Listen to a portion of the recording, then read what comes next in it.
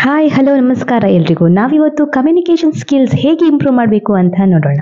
ಯಾವುದೇ ಒಂದು ಹೊಸ ಕೆಲಸಕ್ಕೆ ಅಥವಾ ಸ್ಟೇಜ್ ಪ್ರೋಗ್ರಾಮ್ ಅಲ್ಲಿ ಮಾತನಾಡೋದಿಕ್ಕೆ ಕಮ್ಯುನಿಕೇಷನ್ ಸ್ಕಿಲ್ಸ್ ಅಥವಾ ಸಂವಹನ ಕೌಶಲ್ಯ ಬಹಳ ಮುಖ್ಯ.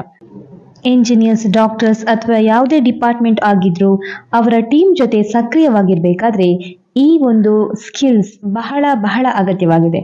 ಹಾಗಾದ್ರೆ ಅದನ್ನ ಇಂಪ್ರೂವ್ ಮಾಡಬೇಕು ಅಂದ್ರೆ ಮೊದಲನೇ ಟಿಪ್ಸ್, ನೀವು ಯಾವುದೇ ವ್ಯಕ್ತಿ ಅಥವಾ ಗುಂಪಿನ ಜೊತೆ ಮಾತು ಶುರು ಮಾಡೋದಕ್ಕಿಂತ ಮುಂಚೆ ಮುಖದಲ್ಲಿ ನಗು, ಒಂದು ಪಾಸಿಟಿವಿಟಿ ವೈಬ್ಸ್ ಅಂದ್ರೆ ಒಂದು ಧನಾತ್ಮಕವಾದಂತಹ ನೋಟ ನಿಮ್ಮಲ್ಲಿ ಇರಬೇಕು.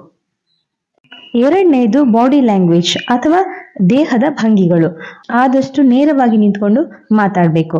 ಬಾಗೋದು ಅಥವಾ ಆ ಕಡೆ ಈ ಕಡೆ ವಾಲೋದು ಈ ಥರದ್ದೆಲ್ಲ ಬಾಡಿ ಲ್ಯಾಂಗ್ವೇಜ್ ಇರಬಾರ್ದು. ನಿಮ್ಮ ಎರಡೂ ಕೈಗಳನ್ನು ಮುಂದಕ್ಕೆ ಚಾಚಿ ಅಂಗೈಗಳನ್ನು ಮೇಲೆ ಮಾಡಿ ಮಾತಾಡಬೇಕು. ಮೊದಲನೇ ಮಾತು ನಿಮ್ಮ ಇಂಟ್ರೊಡಕ್ಷನ್ ಅಥವಾ ನಿಮ್ಮ ಮುಂದಿರುವ ವ್ಯಕ್ತಿಯನ್ನು ಸ್ವಾಗತಿಸಬೇಕು. ಉದಾಹರಣೆಗೆ ಹಾಯ್ ಹಲೋ ನಮಸ್ಕಾರ ಅಂತ ನಿಮ್ಮ ಕೈಗಳನ್ನು ಚಾಚುವ ರೀತಿಯಲ್ಲಿ ಮಾತಾಡಬೇಕು. ಅಂಗೈಗಳನ್ನು ಮಗುಚಿ ಮಾತಾಡಬಾರ್ದು. ನೀವು ತಲೆ ಎತ್ತಿ ನೇರವಾಗಿ ಮಾತಾಡಿದಾಗ ಆ ವ್ಯಕ್ತಿಗೆ ನಿಮ್ಮಲ್ಲಿ ವಿಶ್ವಾಸ ಕೂಡ ಬೆಳೆಯುತ್ತದೆ. ಇನ್ನೊಬ್ಬ ವ್ಯಕ್ತಿಯ ಜೊತೆ ಮಾತಾಡಬೇಕಾದ್ರೆ ಮಾತಿನಲ್ಲಿ ಸ್ವಲ್ಪ ನಿಯಂತ್ರಣ ಕೂಡ ಇರಬೇಕು. ಹೊಸದಾಗಿ ಒಬ್ಬ ವ್ಯಕ್ತಿಯ ಜೊತೆ ಮಾತಾಡಬೇಕಾದ್ರೆ ಸಡನ್ ಆಗಿ ಅವರ ವೈಯಕ್ತಿಕ ವಿಚಾರಗಳ ಬಗ್ಗೆ ಮಾತಾಡಬಾರ್ದು. ಉದಾಹರಣೆಗೆ ನಿಮ್ಮ ಸಂಬಳ ಎಷ್ಟು, ನಿಮ್ಮ ಮನೆಯಲ್ಲಿ ಯಾರ್ಯಾರಿದ್ದಾರೆ, ಈ ರೀತಿಯ ಮಾತುಗಳು ಅವರನ್ನು ಕಳವಳಗೊಳಿಸಬಹುದು ಮತ್ತು ಅದು ಅವರನ್ನು ನಿಮ್ಮಿಂದ ದೂರ ಇರಿಸಬಹುದು. ಹಾಗಾಗಿ ಆದಷ್ಟು ಧನಾತ್ಮಕವಾಗಿ ಮಾತಾಡಬೇಕು. ಹೇಗಿದ್ದೀರಾ, ಹೇಗಿದೆ ಕೆಲಸ, ನಿಮ್ಮ ಧನಾತ್ಮಕ ಅಭಿಪ್ರಾಯಗಳನ್ನು ಹೇಳಿ. ಉದಾಹರಣೆಗೆ ಅವರೇನಾದರೂ ಕಾಲೇಜ್ ಲೆಕ್ಚರರ್ ಆಗಿದ್ರೆ ಟೀಚಿಂಗ್ ಬಗ್ಗೆ ನಿಮ್ಮ ಒಳ್ಳೆಯ ಅಭಿಪ್ರಾಯಗಳನ್ನು ಹೇಳಿ. ಈ ರೀತಿಯ ಅಭಿಪ್ರಾಯಗಳು ಅವರು ನಿಮ್ಮನ್ನು ಮತ್ತೆ ಮತ್ತೆ ಮಾತಾಡಿಸುವಂತೆ ಮಾಡ್ತದೆ.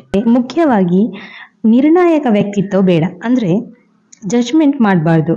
ಪ್ರತಿಯೊಬ್ಬರಿಗೂ ಅವರವರ ರೀತಿಯ ಒಂದು ಜೀವನ ಇರುತ್ತದೆ, ಅವರವರ ರೀತಿಯಲ್ಲಿ ಜೀವಿಸುತ್ತಾರೆ, ಅದನ್ನು ನಾವು ಗೌರವಿಸಬೇಕು. ಒಬ್ಬರ ಬಗ್ಗೆ ಅವರ ಹೇರ್ ಸ್ಟೈಲ್ ಚೆನ್ನಾಗಿಲ್ಲ, ಅವರ ಡ್ರೆಸ್ ಕೋಡ್ ಚೆನ್ನಾಗಿಲ್ಲ, ಈ ರೀತಿಯ ಒಂದು ನಿರ್ಣಾಯಕ ವ್ಯಕ್ತಿತ್ವ ಅಥವಾ ಈ ರೀತಿಯ ಅಭಿಪ್ರಾಯಗಳು ಇರಬಾರ್ದು. ಆದಷ್ಟು ಧನಾತ್ಮಕವಾಗಿ ಮಾತನಾಡಿ.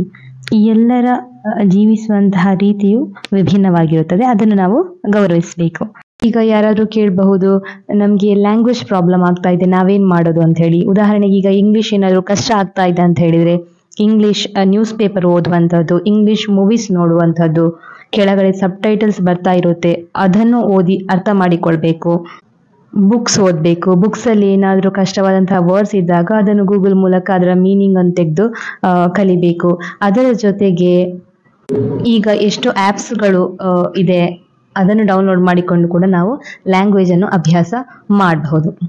ಸೊ ಈ ರೀತಿಯ ಟಿಪ್ಸನ್ನು ನೀವು ಫಾಲೋ ಮಾಡ್ತಾ ಹೋದರೆ ನಿಮ್ಮ ಸಂವಹನ ಕೌಶಲ್ಯ ಅಥವಾ ಕಮ್ಯುನಿಕೇಷನ್ ಸ್ಕಿಲ್ಸ್ ತುಂಬಾನೇ ಇಂಪ್ರೂವ್ ಆಗುತ್ತೆ. ಇದರಿಂದ ನಿಮ್ಮ ಜೀವನ, ನಿಮ್ಮ ವೃತ್ತಿ ಜೀವನ, ನಿಮ್ಮ ಲವ್ ಲೈಫ್ ಎಲ್ಲನೂ ಚೆನ್ನಾಗಿರುತ್ತೆ. ಸೊ ಈ ವಿಡಿಯೋ ಇಷ್ಟ ಆದಲ್ಲಿ ಲೈಕ್ ಮಾಡಿ, ನಮ್ಮ ಚಾನೆಲ್ಗೆ ಸಬ್ಸ್ಕ್ರೈಬ್ ಮಾಡಿ. ಧನ್ಯವಾದಗಳು ಎಲ್ಲರಿಗೂ.